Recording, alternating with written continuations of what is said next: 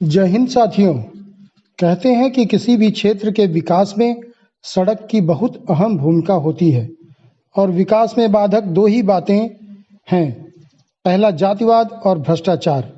जातिवाद हमारा देश जो दुनिया को वसुधैव कुटुंबकम के आदर्शों की छवि दिखाते फूला नहीं समाता, लेकिन अपने ही देश में लोगों के साथ मानवीय व्यवहार और आचरण जातिगत आधार पर करता है। दूसरा भ्रष्टाचार, जिसकी गंगा विकास की आड़ में सदियों से रसूखदारों और अधिकारियों की तिजोरियों को उन पैसों से भर रही है जो सरकार जनता के उत्थान और जीवन स्तर सुधारने तथा सामाजिक भेदभाव को मिटाने के लिए अनवरत बहा रही है। आइए आपको दिखाते हैं इन्हीं दोनों बातों की मार झेल रही इस सड़क की कहानी। वीडियो में दिख रही छवि किसी खेत की नहीं बल्कि दो गांवों को जोड़ने वाली 8 फीट चौड़ी सड़क की है। सामने दिख रहा गांव दसवतपुर है। मूलतः यह ठाकुरों का गांव है जो इस सड़क से मौर्या बस्ती को और मुख्य मार्ग से जोड़ता है। यह सड़क उत्तर प्रदेश के जनपद जौनपुर के एक गांव पट्टी कीरत राय, ग्राम सभा सुल्तानपुर, पोस्ट मारिकपुर की है, जो विकास खंड रामपुर के क्षेत्र में आती है। कई पीढ़ियां गुजरी पर यह सड़क आज तक नहीं बन पाई। मसला जातिवाद का है। 40 वर्षों से इसी दसवतपुर यानी ठाकुरों के परिवार में ग्राम प्रधानी रही है।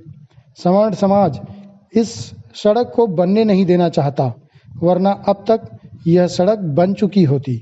हाँ, बनवाने का दिलासा हर चुनाव में देता है। सोच यह है कि पिछड़े समाज के लोगों को आने जाने का रास्ता मिल जाएगा और ये छोटे लोग उनके सामने से, उनके पास से गुजरने लगेंगे।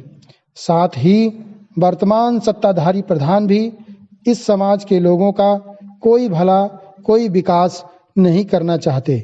उन्हें लगता है कि इस क्षेत्र में बसपा अथवा उनका वोट बैंक नहीं है।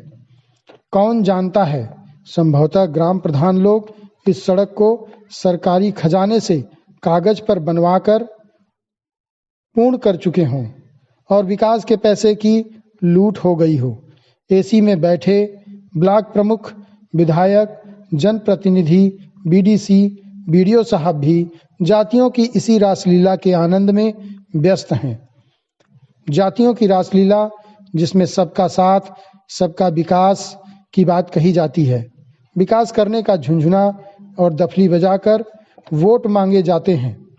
पिछड़े क्षेत्र के विकास की कहानियां गढ़ी जाती हैं, परंतु सच्चाई यह है कि सत्ता में आने के बाद सभी जनप्रतिनिधियों को उनको जिताने वाले, वोट देने में अहम किरदार निभाने वाले पिछड़े समाज के लोग बहुत छोटे और बेकार, नाकारा मालूम पड़ने लगते हैं।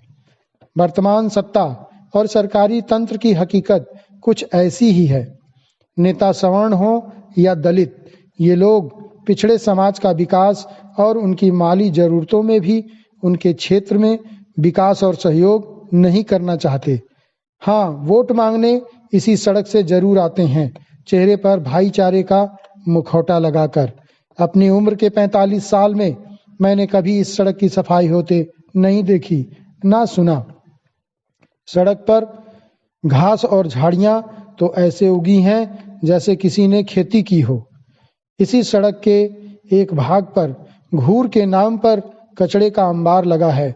यह कचड़ा कभी नहीं उठाया जाता, ना ही आज तक किसी प्रधान ने अथवा सफाई कर्मी ने इसकी सुध ली। इस सड़क पर पूरे गांव, बाजार का कूड़ा कचरा फेंका जाता है। सड़क पर पड़े इसी कचड़े पर से गांव के सभी लोग अपनी नाक दबाकर जनप्रतिनिधियों को कोसते हुए चलने को मजबूर हैं। इस समय उत्तर प्रदेश राज्य जय श्री राम का नारा सीना ठोक कर बोल रहा है, परंतु समुद्र के पानी पर सड़क बांधने वाले प्रभु श्री राम के वंशज धरती पर सड़क नहीं बनवा पा रहे हैं। ये लोग दूषित जातिगत भेदभाव की भावना के साथ इस देश में राम राज्य लाने की कल्पना कर रहे हैं। उन सभी को कसम है प्रभु श्री राम की साथियों, जिन लोगों ने इस सड़क के निर्माण का दिलासा और आश्वासन देकर आपसे वोट मांगा था और राजनीतिक सत्ता का सुख भोगा। ऐसे जनप्रतिनिधियों की सद्बुद्धि के लिए उनको उनके परिजनों के साथ याद करते रहें। उन्हें भी उनके मातृ पितृ वचन की प्रतिज्ञा और त्याग की कहानी याद दिलाएं। इस राह पर आते जाते उनके दर्शन की कामना करते रहें, ताकि इस क्षेत्र के समाज के लोगों की समस्या उन्हें प्रभु श्री राम के राम राज्य की समस्या नजर आए। यहाँ के रहवासी भी इस सड़क और कूड़े की समस्या से निजात पा सकें। लोकसभा चुनाव 2024 आ रहा है। शायद फिर हाथों में झुंझुना और दफली लिए आपके द्वार पर कोई खड़ा हो और हाथ जोड़कर कह रहा हो, भाइयों बहनों, आप हमें वोट दें, हम आपकी रोड बनवा देंगे। धन्यवाद।